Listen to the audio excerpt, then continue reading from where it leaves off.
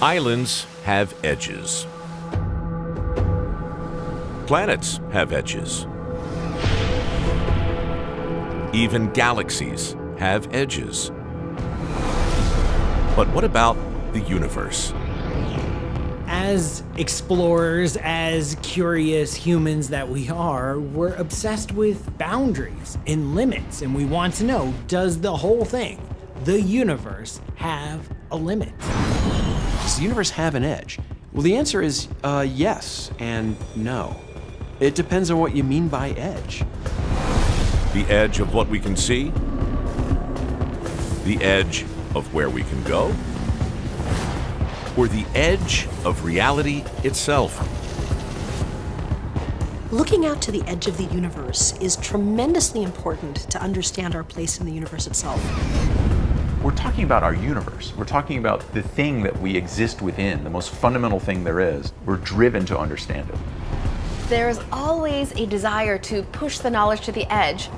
So, can we ever find the edge of the universe?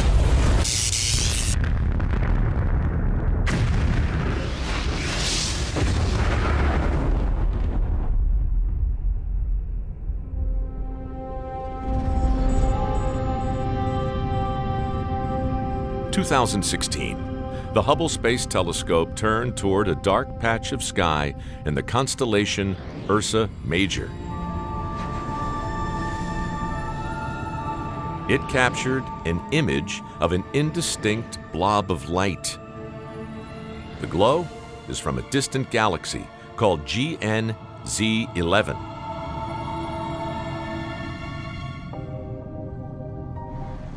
The most distant galaxy we've ever observed. But is this the edge of the universe?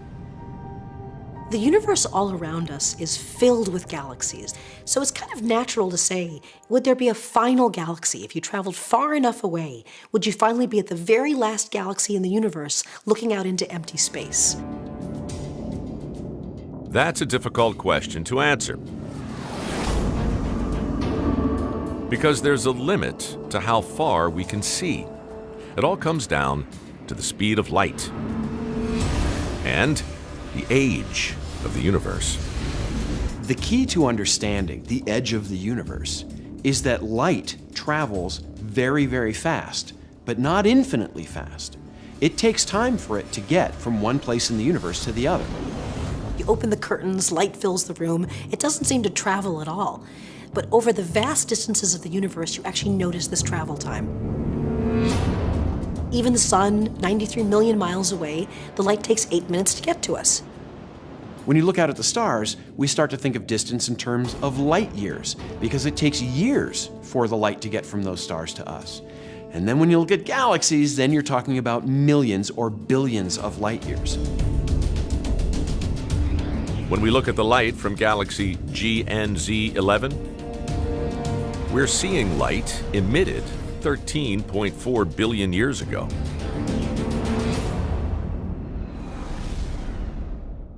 You can't really even find a galaxy too much farther away than that because the universe is only 13.8 billion years old, and it takes a certain amount of time for galaxies to even form. So we're not going to find too many more galaxies farther away than this. If things are far enough away, there is no way that light can get to us in the age of the universe. What this means is there's a hard limit to the edge of the universe that we can see, and this is set by the age of the universe. GN-Z11 sparked into life early in the history of the universe, just 400 million years after the Big Bang. Before that, there were no stars to send out light. If you look in any direction at all, you get all the way back to when there were no stars, no galaxies, nothing but very, very hot gas. And that sort of forms a shell around us. That outer shell is the cosmic microwave background. It is the oldest light in the universe, the echo of the birth of the universe, the Big Bang. The edge of our universe, the very furthest thing that we can see, is one of the earliest relics of the formation of the universe itself. That is the cosmic microwave background. We call this the edge of our observable universe. So we have an observable universe, but beyond that, even if there are things out there, there's no way we can see them because the light just could not have gotten to us by now.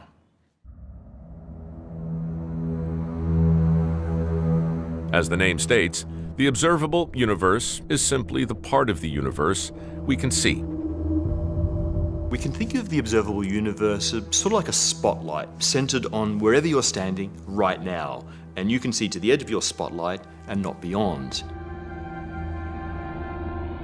But if you move a little bit to the left, a little bit to the right, your observable universe actually moves with you. For someone living in galaxy GNZ 11, a totally different part of the universe would be observable. So that distant galaxy is at the edge of our observable universe, and we are at the edge of their observable universe. We have different spotlights. One of the wonderful things to think about is that there are other spheres around other galaxies. There are other aliens looking up into the sky tonight, wondering what the true extent of the universe is. The true extent of our universe doesn't end with galaxy GNZ 11. But when astronomers use the Hubble Space Telescope to accurately measure the distance to GNZ 11, they find something shocking. It's 32 billion light years away. 3 times further than thought possible. So if nothing can travel faster than light, and we measure the distance to this galaxy, how can it be 32 billion light years away? There hasn't been enough time in the history of the universe for light from GNZ 11 to reach us. There must be some mistake here, right? At this point, your brain is probably thinking of leaping out of your skull and running around screaming. Trust me, I know. I'm an astronomer. I've been doing this my whole life, and this stuff twists my imagination up. It's really hard to grasp this. How do we see a galaxy that's 32 billion light years away and only 13.4 billion years old? GNZ 11 is further away than it should be. Because something strange is going on with our universe. It's expanding. And if the universe is expanding, then where does its edge lie? And can we ever reach it?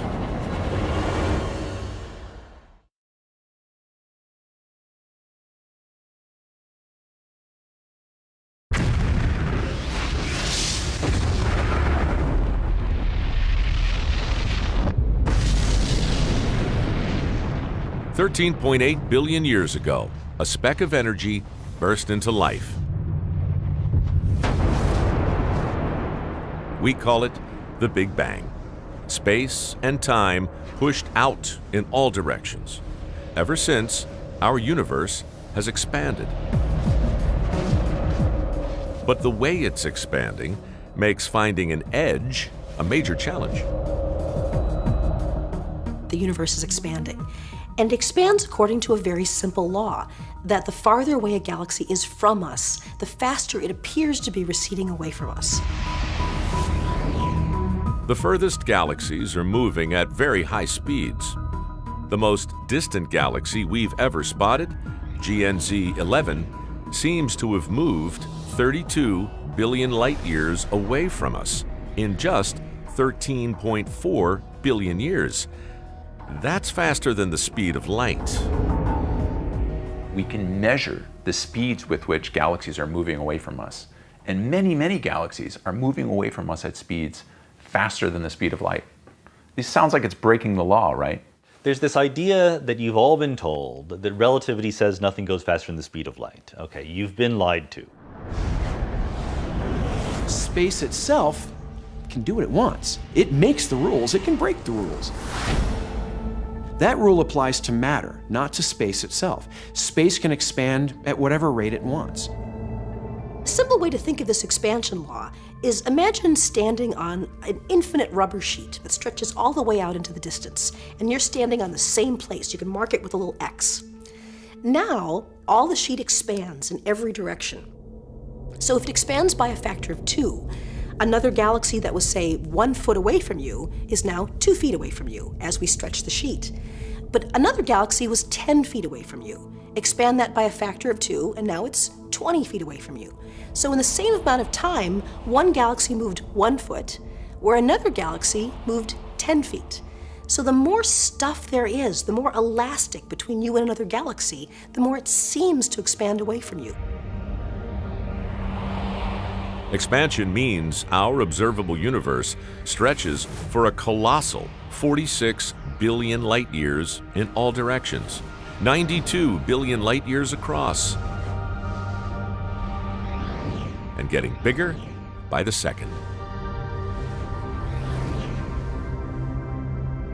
This number is so incomprehensibly large that it's difficult to wrap your brain around. There are trillions of galaxies within this volume. It's staggering. It's so much larger than anything we're familiar with. If we were to travel to the edge of the observable universe, we would enter even more unfamiliar territory. Imagine we're in an ultra-fast spaceship. We leave the solar system, then the Milky Way. As we travel deeper into intergalactic space, things start to get really weird.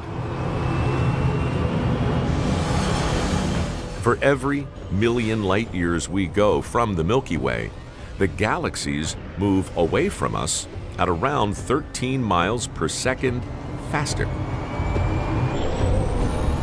We have to accelerate just to keep up. But the galaxies keep on moving, always beyond our reach.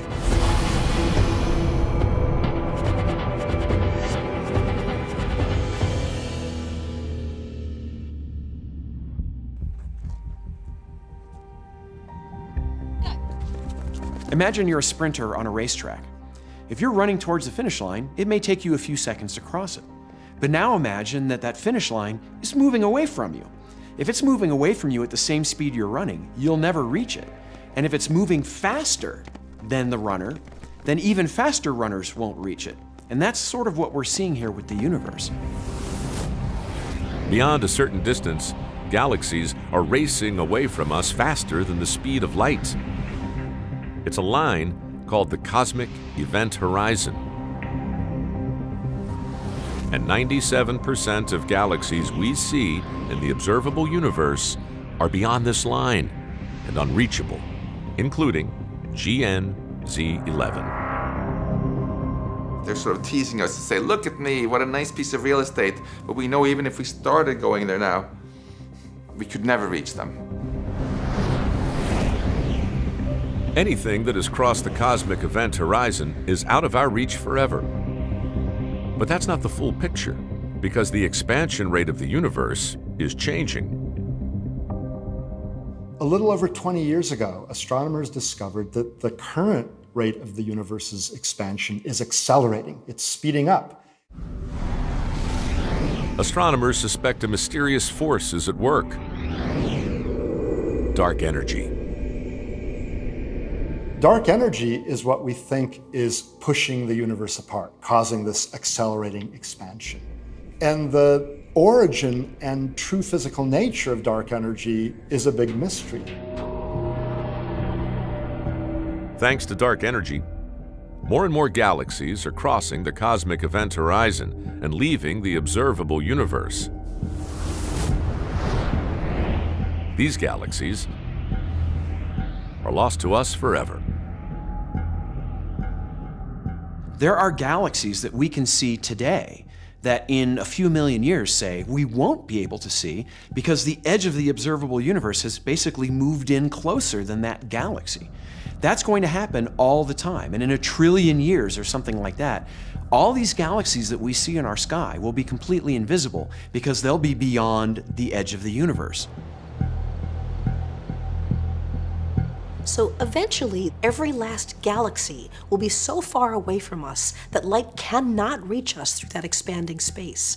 It's almost as if you're driving through a dark desert in your car, and the very, very last town that ever exists has gone over the horizon, and there'll never be any light again. We can see less and less of the universe as we go into the future.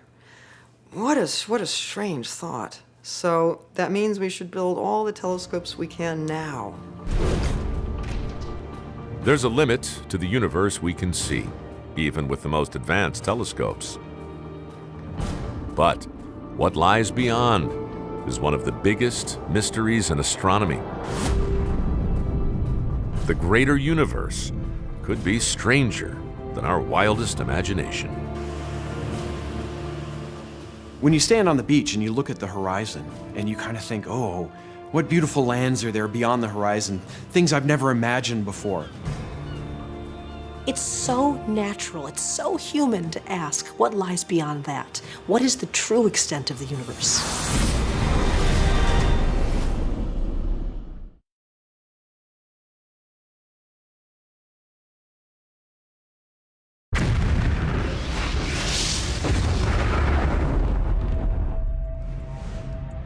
The observable universe contains trillions of galaxies. It's about 92 billion light-years across. But astronomers believe this isn't the full extent of the universe. What we don't know is how much of the universe is our observable universe. It could be a tiny microscopic speck of this much more vast universe. We just don't know. We have no idea how much stuff there is outside the observable universe, but because, by definition, it's outside the observable universe, we really don't know right now. So what is out there? One theory says that space outside the observable universe is pretty much the same as our own cosmic neighborhood. It's just more universe. It's just like here. It's just far enough away that we can't see it. So it's not like there's bizarre places where time runs backwards or aliens have two heads. Well, yeah, maybe. But further out, in the deepest parts of the greater universe, all bets are off. We expect that as you go sort of twice or 3 times beyond the observable universe, it's probably very similar to the universe we inhabit. But if you go 1,000 times or 1,000,000 times farther, who knows what you might see? It might be very, very different if we go far enough away. Strangely, it all comes back to the expansion of the universe, and one crucial detail in that process. There was a brief moment in the very early history of the universe where its expansion accelerated hugely. This acceleration is called inflation, and in a brief moment, the universe itself expanded at multiple times the speed of light. Inflation was a formative moment for our universe. By the time it stopped, the universe's basic characteristics were set. There are these fundamental constants that describe the phenomena in our universe, the fundamentals of matter and light and space-time. But some scientists think there could be regions of the greater universe where inflation has never stopped. The idea is the greater universe is expanding at an insane speed, but here and there, occasionally, a little region will stop inflating and just expand at the normal rate. Inflation can end somewhere, and that gives rise to the universe we live in, while inflation continues somewhere else. Parts of the greater universe that continued to inflate would be left with different laws of physics. These incredibly violent inflation processes actually monkeyed with the very fabric of space itself, so that a lot of the things that we were taught are laws of physics are different there. So in essence, inflation gives us a very natural way to make this patchwork quilt of different parts of the universe where things seem different. So what we can imagine is a super large-scale structure where there's different regions of the universe, domains, then each domain has different local laws of physics. These different parts of the universe are separated by frontiers called domain walls. We have similar boundaries on Earth. Whenever you have something that can be in many different states, you can end up with domain wall. If I were a fish swimming around in the Arctic near an iceberg, there would be a domain boundary between the water being in the liquid state where I am and the solid state inside the ice. So a domain wall is just the wall between two domains. If it's water, this could be ice, this could be liquid. If we're talking about space, this could be a kind of space maybe you can live in. This could be the kind of space where you don't want to be. Crossing a domain wall would be very bad news for anyone who dared to try. Cross that domain wall and the laws of physics could change dramatically. The number of dimensions could change. If we were somehow able to travel to places in the universe where the laws of physics are different, we would die. Because all of the chemistry going on in our bodies depends very, very sensitively on the laws of physics. So you could just dissipate like Thanos snapped and you're gone. Domain walls might be the closest we get to locating an edge in the universe. Depends on how you define the edge. If it is the realm where the laws of our universe operate, then these domain walls are in essence the edge of the universe. But this is all just theory. If we ever really are to work out what the true size and shape of the universe is, we're going to have to look for clues that are close to us. Clues that could answer the ultimate question. How big is the rest of the greater universe? And could it go on forever?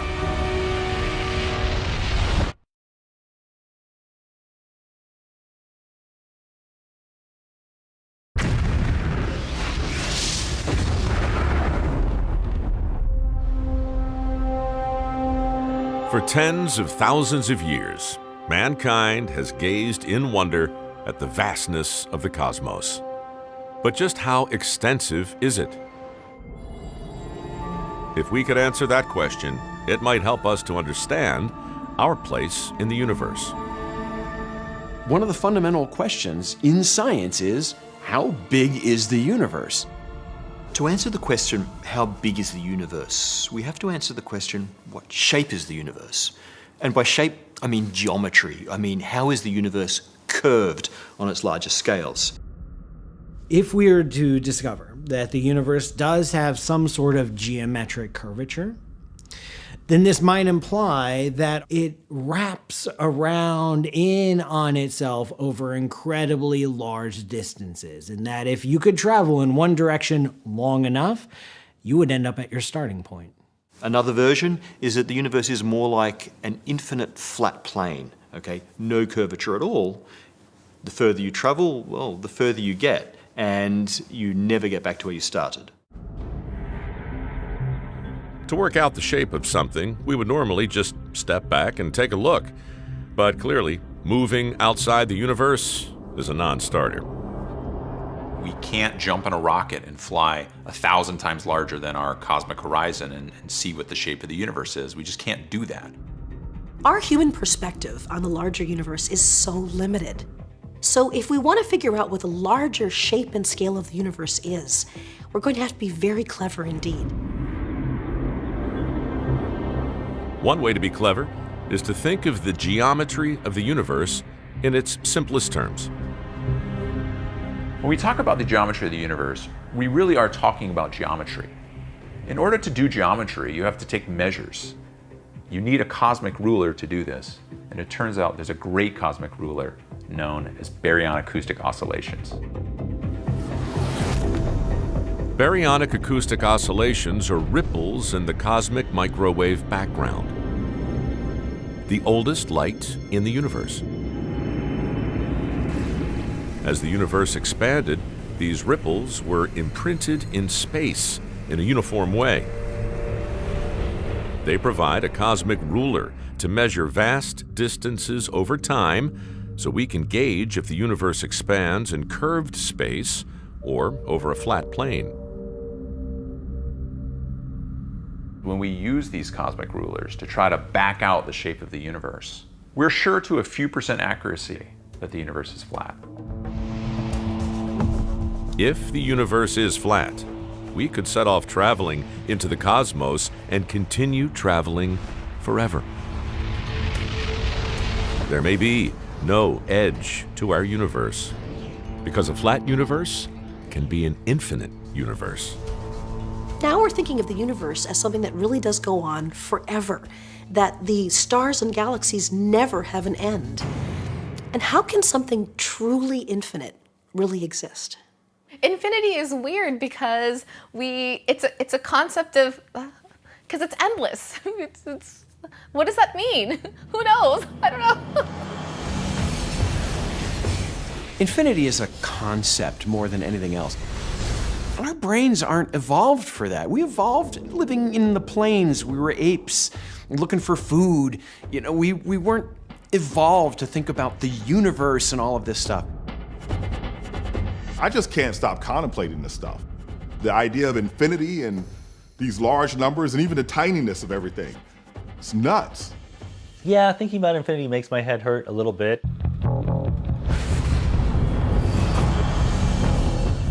An infinite universe has profound implications for understanding our place in the cosmos. It guarantees we're not alone. But if the universe is infinite, then there could be an infinite number of galaxies that have planets with life, an infinite number without life. Then because life did appear here on Earth, it's physically possible, therefore it will definitely happen elsewhere in the universe. In a flat universe, alien life could come in an infinite number of forms. But there is an altogether stranger guarantee. If the universe has no edge, this means that things that seem like they are impossible become possible. Every possible arrangement of matter, every possible history of a galaxy, of a solar system, of a planet like Earth is possible and is happening right now in parallel to us somewhere over there. So that means that there has to be another place that has a galaxy just like ours, and it would have an Earth just like ours. It would have people. It would have another version of you, another version of me. It's 100% guaranteed that there's another Max Tegmark out there having exactly this conversation, and in fact, many of them. An infinite universe full of Max Tegmarks may be a strange concept, but what's truly mind-bending is understanding the physics of a flat universe. If the universe is infinite and it's expanding, what's it expanding into? And what did it expand from? Was there ever an edge to the universe? Fortunately, the answer is that it doesn't make sense to ask that question. Everything is expanding, including the universe that we exist within. So, in fact, it's not expanding into anything because it is everything.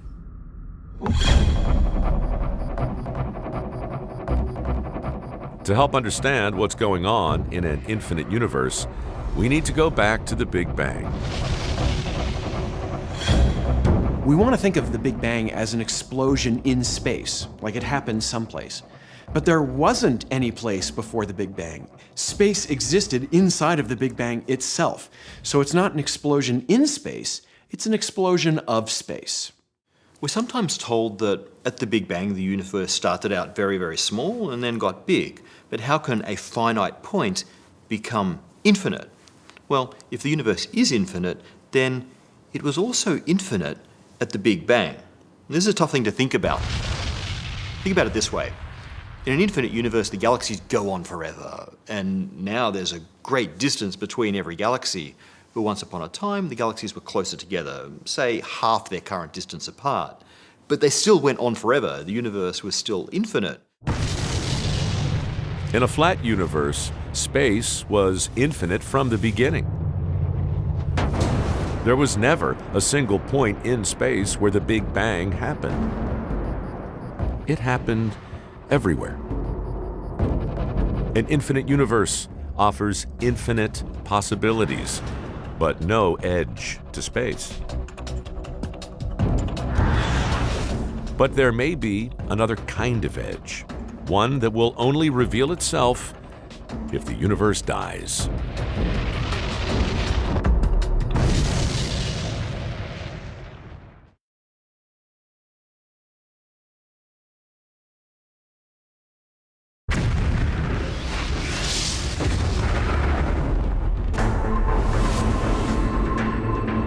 We live in an infinite and expanding universe.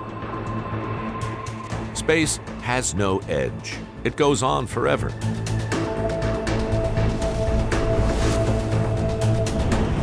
But there could be a different kind of edge to our universe, an edge of time.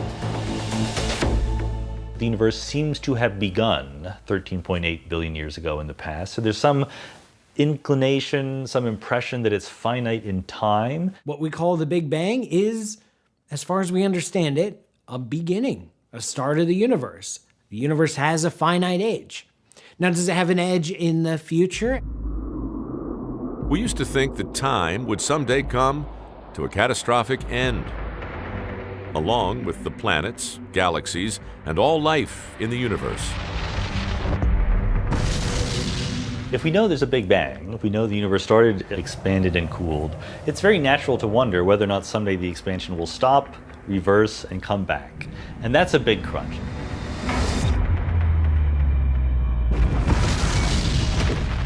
In a big crunch, our expanding universe would begin to contract. Stars and planets would smash into each other. Galaxies would collide. And all of the life left in space would be compressed with all the other matter into a singularity.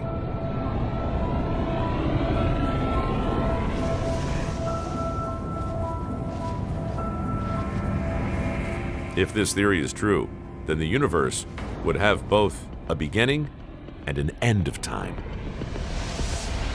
If we live in a universe that will expand, stop expanding, and then go back into a crunch, then it has, in effect, two edges. But there's a much stranger possibility. Perhaps the end is but a beginning.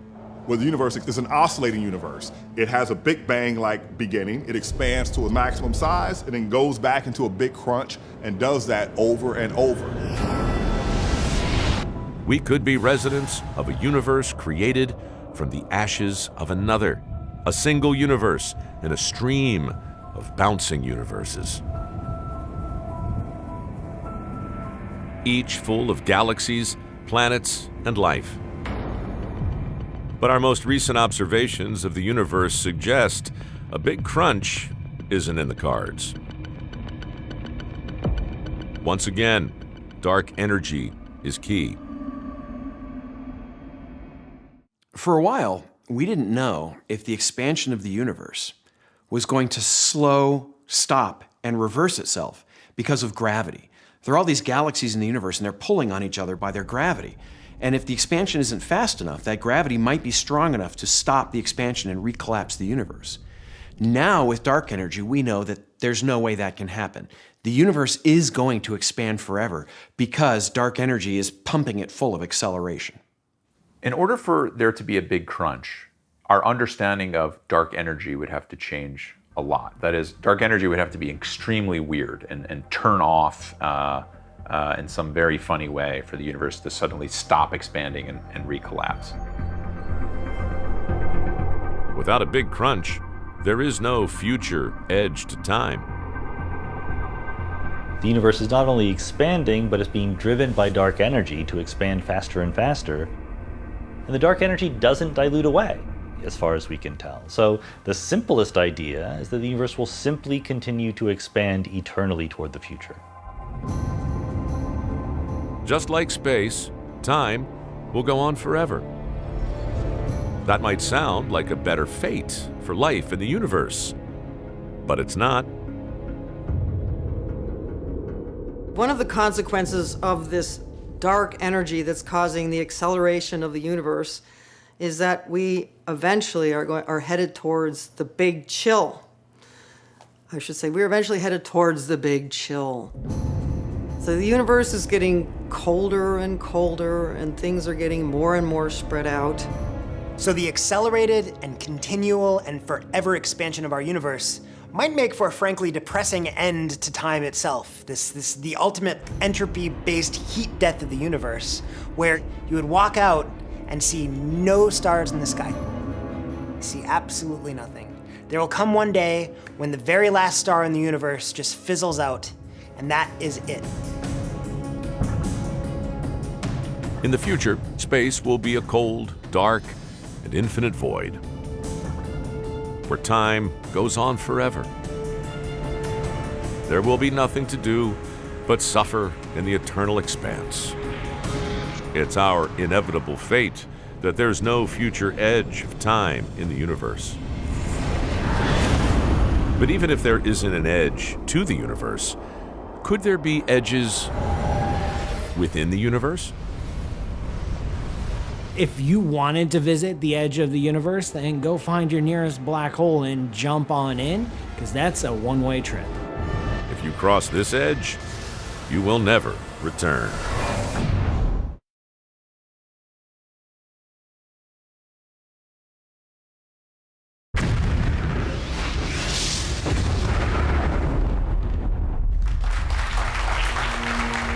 April 2019.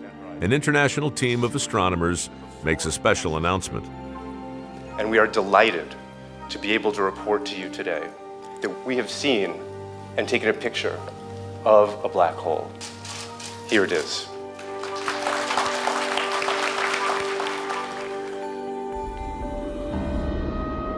It's a picture of a supermassive black hole at the center of the M87 galaxy, 54 million light-years away. It may also be the first image of an edge in the universe. Black holes create a really interesting scenario when we think about space and the universe having edges. The edge between space outside and inside a black hole is called the event horizon. The event horizon of a black hole is a region within which, once you cross inside, the gravitational tug is so strong that even light cannot escape, which means nothing can escape once you cross inside the event horizon. So that really is sort of an edge, because it really does create a boundary.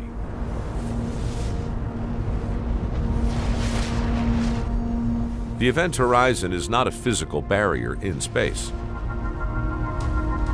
The event horizon is an edge of the part of the universe we can visit. But it's not an edge in the sense that there's anything there. You would just pass right through it if you actually got right up to that place. So it's sort of a conceptual boundary between two different parts of the universe. If we sent a manned probe into a black hole, it would be a one-way trip. The event horizons of black holes are a sort of edge, because once you pass through an event horizon, you are cut off from the rest of the universe. You can never go back out. You are outside of our universe. Once you've crossed inside that region, you are never coming back out. And that's an edge. Once inside the black hole, the probe would be in a separate part of space, cut off from the rest of the universe. Falling through the event horizon of a black hole is like jumping over the edge of a cliff. You can see the edge, and you can see the edge go by, and then when you're at the bottom, you can look up and see what's happening at the top of the cliff, but you can never go back. At the bottom of this black hole cliff sits a singularity, a region of space where the laws of physics go off the rails. Deep toward that singularity could be as surprising as you might imagine, and yet still a possibility. If you map the space-time around a black hole in a very particular way, there emerges a sort of mirror universe, a parallel universe on the other side of the black hole, identical to our own and traversable via the black hole.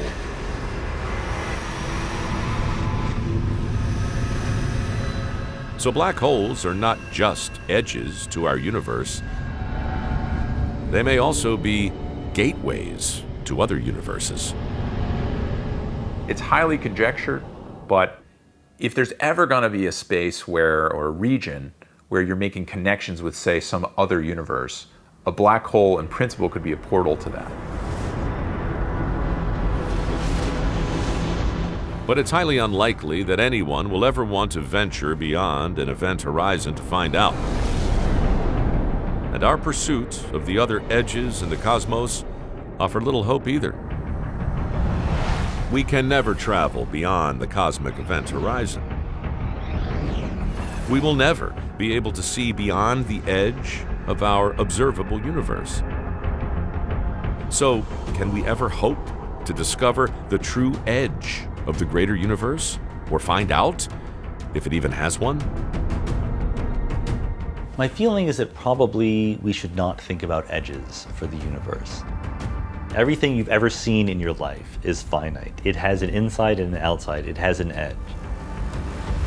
The universe might not be like that. It's probably not like that. There's probably no sense in which the universe has an edge.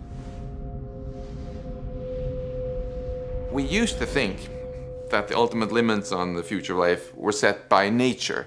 We couldn't get off the planet, or there was nothing beyond our solar system. Now we realize we have this vast, vast cosmos out there, and that the ultimate limits are actually simply our own imagination and our ability to do great things with it rather than self-destruct. Our future destiny is in our own hands, and I find that very empowering.